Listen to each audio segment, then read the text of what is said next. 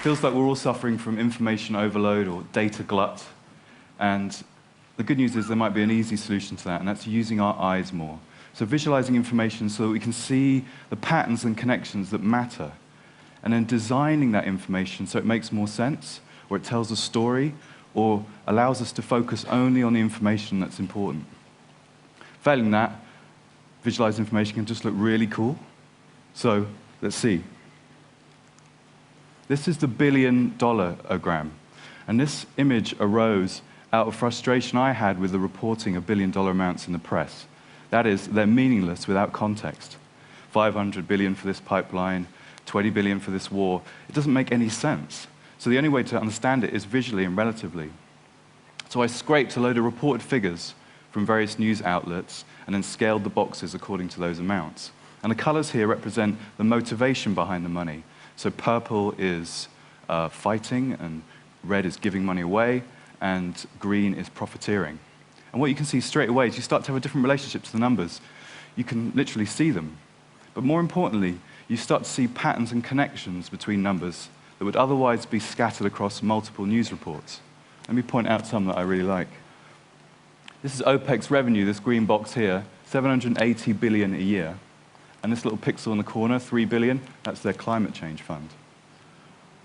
Americans, incredibly generous people, over 300 billion a year donated to charity every year, compared with the amount of foreign aid given by the top 17 industrialized nations at 120 billion.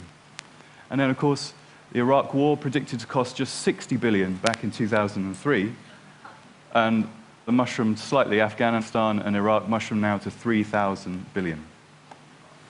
So now it's great, because now we have this texture and we can add numbers to it as well. So we can say, well, a new figure comes out, let's see, African debt. How much of this diagram do you think might be taken up by the debt that Africa owes to the West? Let's take a look. So there it is, 227 billion is what Africa owes. And the recent financial crisis, how much of this diagram might that figure take up? What does that cost the world? Let's take a look at that. Douche, which I think is the appropriate sound effect from that much money. 11,900 billion. So by visualizing this information, we turned it into a landscape that you can explore with your eyes, a kind of map, really, a sort of information map. And when you're lost in information, an information map is kind of useful. So I want to show you another landscape now. I want you to imagine what a landscape of the world's fears might look like. Let's take a look. This is mountains out of molehills, a timeline of global media panic. So I'll label this for you in a second. But the height here, I want to point out, is the intensity of certain fears as reported in the media. Let me point them out. So this, swine flu, pink. Bird flu. SARS, brownish here. Remember that one? The millennium bug. Terrible disaster. These little green peaks are asteroid collisions. And in summer here, killer wasps.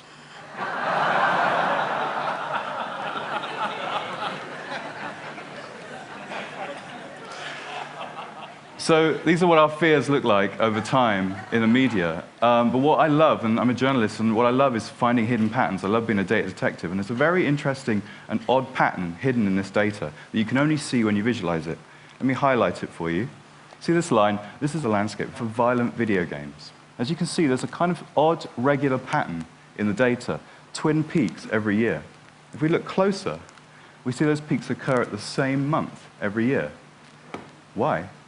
Well, November, Christmas video games come out, and there may well be an upsurge in concern about their content. But April isn't a particularly massive month for video games. Why April? Well, in April 1999 was the Columbine shooting. And since then, that fear has been remembered by the media and echoes through the group mind. Gradually through the year, you have retrospectives, anniversaries, court cases, even copycat shootings, all pushing that fear into the agenda. And there's another pattern here as well. Can you spot it? See that gap there? There's a gap, and it affects all the other stories. Why is there a gap there? You see where it starts? September 2001, when we had something very real to be scared about. So I've been working as a data journalist for about a year, and I keep hearing a phrase, all the time, which is this: data is the new oil. And data is a kind of ubiquitous resource that we can shape to provide new innovations and new insights, and it's all around us and it can be mined very easily. And it's not a particularly great metaphor in these times, especially if you live around the Gulf of Mexico, but I would perhaps adapt this metaphor slightly, and I would say that data is the new soil. Because for me, it feels like a fertile, creative medium. Over the years, online, we've laid down a huge amount of information and data, and we irrigated it with networks and connectivity, and it's been worked and tilled by unpaid workers and governments. And all right, I'm kind of milking the metaphor a little bit, but it's a really fertile medium. And it feels like visualizations, infographics, data visualizations, they feel like flowers blooming from this medium. But if you look at it directly, it's just a load of numbers and disconnected facts. But if you start working with it and playing with it in a certain way, interesting things can appear and different patterns can be revealed. Let me show you this. Can you guess what this data set is? What rises twice a year, once in Easter, and then 2 weeks before Christmas, has a mini peak every Monday, and then flattens out over the summer? I'll take answers. Chocolate? You might want to get some chocolate in. Any other guesses? Shopping. Yeah, retail therapy might help. Sick leave, yeah, you'll definitely want to take some time off. Shall we see?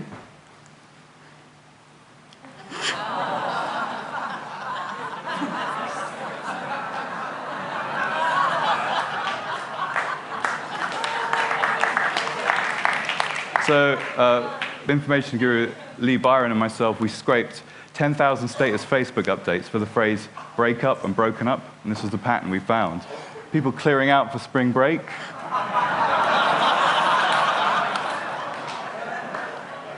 Coming out of very bad weekends on the Monday, being single over the summer, and then the lowest day of the year, of course, Christmas Day.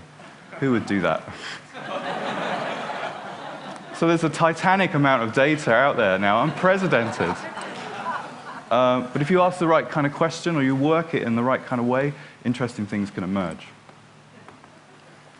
So information is beautiful, data is beautiful. I wonder if I could make my life beautiful. And here's my visual CV. I'm not quite sure I've succeeded. Pretty blocky, colors aren't that great. But I wanted to convey something to you. I started as a programmer, and then I worked as a writer for many years, about 20 years in print, online, and in advertising. And only recently have I started designing. And I've never been to design school. I've never studied art or anything. I just kind of learned through doing. And when I started designing, I discovered an odd thing about myself. I already knew how to design, but it wasn't like I was amazingly brilliant at it, but more like I was sensitive to the ideas of grids and space and alignment and typography. It's almost like being exposed to all this media over the years had instilled a kind of dormant design literacy in me. And I don't feel like I'm unique. I feel like every day, all of us now are being blasted by information design. It's being poured into our eyes through the web. And we're all visualizers now, and we're all demanding a visual aspect to our information. And there's something almost quite magical about visual information. It's effortless. It literally pours it in. And if you're navigating a dense information jungle, coming across a beautiful graphic or a lovely data visualization, it's a relief. It's like coming across a clearing in the jungle. And I was curious about this, so it led me to the work of a Danish physicist called Tor Noritranders. And he converted the bandwidth of the senses into computer terms. So here we go. This is your senses pouring into your senses every second. Your sense of sight is the fastest. It has the same bandwidth as a computer network. Then you have touch, which is about the speed of a USB key. And then you have hearing and smell, which is the throughput of a hard disk. And then you have poor old taste, which is like barely the throughput of a pocket calculator. And that little square in the corner, 0.7%, that's the amount we're actually aware of. So a lot of your vision is pouring, the bulk of it is visual, and it's pouring in, it's unconscious. And the eye is exquisitely sensitive to patterns in variations in color, shape, and pattern. It loves them, it calls them beautiful. It's the language of the eye. And if you combine the language of the eye with the language of the mind, which is about words and numbers and concepts, you start speaking two languages simultaneously, each enhancing the other. So you have the I, and then you drop in the concepts. And that whole thing, it's two languages both working at the same time. So we can use this new kind of language, if you like, to alter our perspective or change our views. Let me ask you a simple question with a really simple answer. Who has the biggest military budget? It's got to be America, right? Massive. 609 billion in 2008, 607 rather. So massive, in fact, that it can contain all the other military budgets in the world inside itself. Gobble, gobble, gobble, gobble, gobble. Now, you can see Africa's total debt there and the UK budget deficit for reference. So that might well chime with your view that America is a sort of warmongering military machine out to overpower the world with its huge industrial and military complex. But is it true that America has the biggest military budget? Because America is an incredibly rich country. In fact, it's so massively rich that it can contain the 4 other top industrialized nations' economies inside itself. It's so vastly rich. So its military budget is bound to be enormous. So to be fair and to alter our perspective, we have to bring in another data set. That data set is GDP, or what the country's earning. Who has the biggest budget as a proportion of GDP? Let's have a look. That changes the picture considerably. Other countries pop into view that you perhaps weren't considering, and America drops into 8th. Now you can also do this with soldiers. Who has the most soldiers? It's got to be China, of course, 2.1 million. Again, chiming with your view that China has a militarized regime ready to mobilize its enormous forces. But of course, China has an enormous population. So if we do the same, we see a radically different picture. China drops to 124th. It actually has a tiny army when you take other data into consideration. So absolute figures, like the military budget, in a connected world kind of don't give you the whole picture. They're not as true as they could be. We need relative figures that are connected to other data so that we can see a fuller picture. And then that can lead to us changing our perspective. As Hans Rosling, the master, my master, said, let the data set change your mindset. And if that can do that, maybe it can also change your behavior. Take a look at this one. I'm a bit of a health nut. I love kind of like taking supplements and being fit, but I can never understand what's going on in terms of evidence. There's always conflicting evidence. Should I take vitamin C? Should we take in wheatgrass? So this is a visualization of all the evidence for nutritional supplements.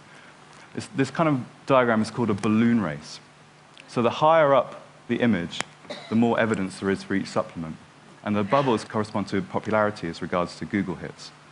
So you can kind of immediately apprehend the relationship between efficacy and popularity. But you can also, if you grade the evidence, sort of do a worth it line. And so supplements above this line are worth investigating, but only for the conditions listed below. And then supplements below the line are perhaps not worth investigating. Now this image constitutes a huge amount of work. We scraped like 1,000 studies from PubMed, the biomedical database, and we compiled them and graded them all.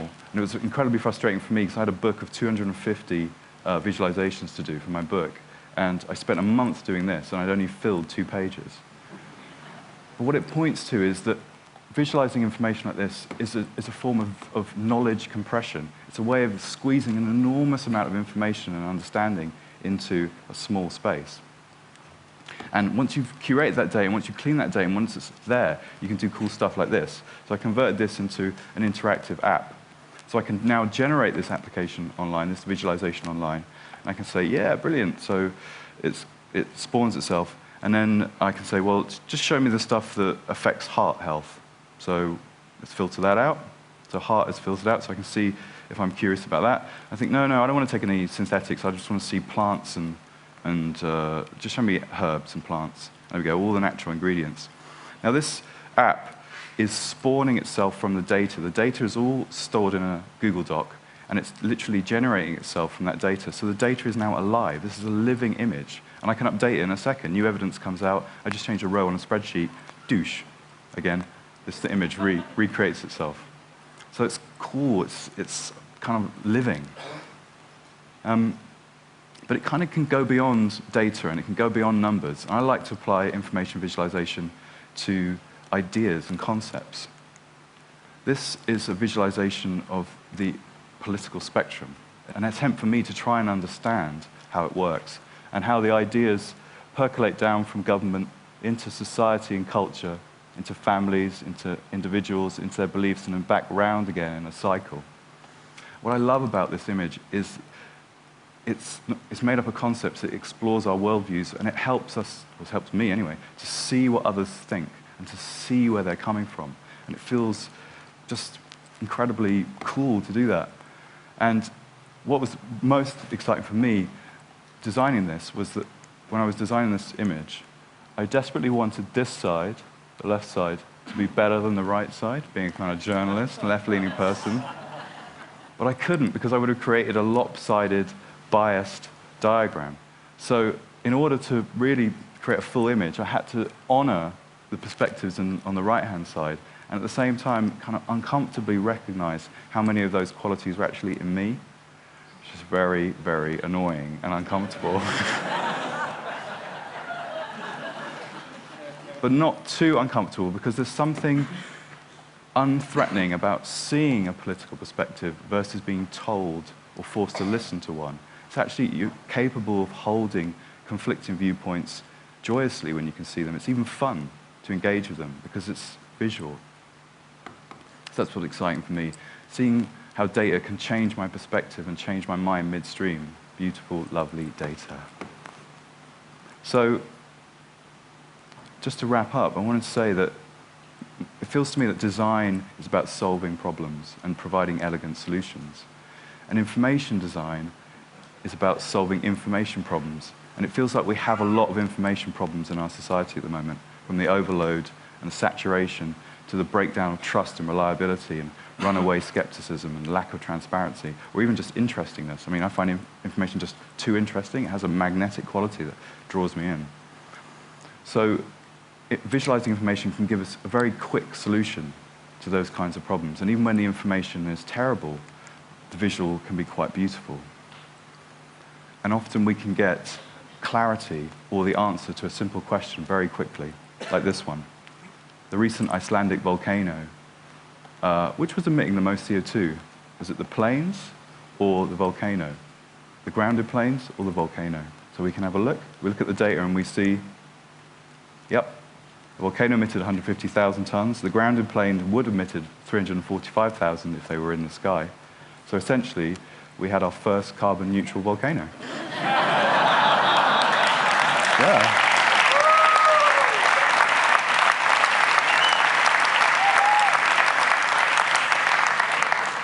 And that is beautiful. Thank you.